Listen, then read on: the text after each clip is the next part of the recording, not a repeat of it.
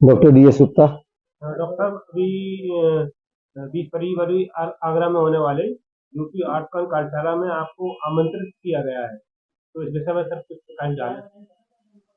Actually UP ऑर्थोकॉन एक बड़ी conference है ऑर्थोपेडिशियन की।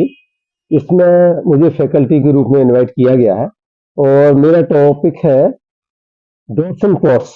डॉट्स मतलब होता है टीबी की दवाई, जिसमें हम जो सरकार, भारत सरकार और NTEP किसी मरीज को जो टीबी ग्रस्त हो जाता है उसको सामने जाकर के अपने सामने, डॉट्स का मतलब है डोर, उसको सामने अपने हाथ से खिलाते हुए देखना।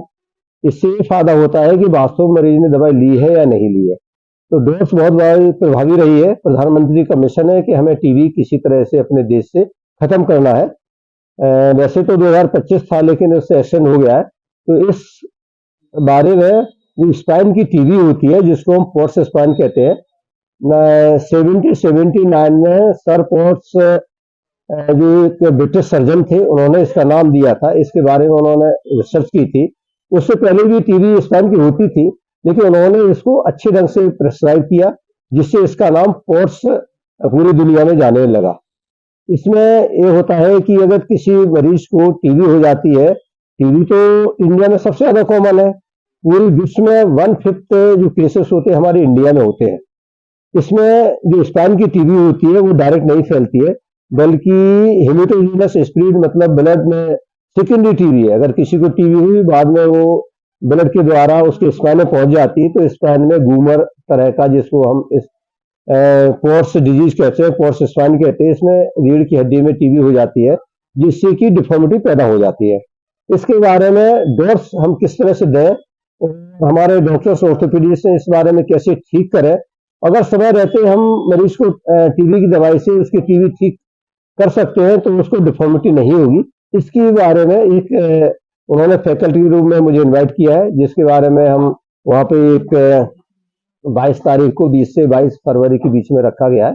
उसके बारे में, इसके बारे में लोगों को थोड़ा जागरूक करेंगे। वैसे तो जागरूक तो ज्यादातर लोग है ही है, लेकिन फिर भी डॉक्टर्स अगर समय से बीमारी पहचान ले, मरीज उनके पास पहुंच जाए कि उसको टीबी है, अगर टीबी की दवाई समय से हम दे दें, जो नया रिजीम चला है जिसको अभी हम लोग बात कर रहे थे, डॉट्स एंड पोर्स। तो पोर्स डिजीज का नाम मैंने बताया, सर विलियम पोर्स ने दिया था। और डॉट्स एक विधि है टीबी की दवाई अपने सामने खिलाने की। तो वैसे तो TB, pulmonary TB most common है, और जो रीढ़ की हड्डी होती है उसमें थोरेसिक स्पाइन में सबसे ज्यादा टीबी होती है, followed by the lumbar region. तो अगर L1 के ऊपर बीमारी होती है तो नीचे की पैरों में सुन्नता हो सकती है, पैराप्लेजी जिसके बोलते हैं, बीमारी हो सकती है। अगर उसको हमें बीमारी रोकना है तो जल्दी से जल्दी टीबी की दवाई शुरू कर देना चाहिए।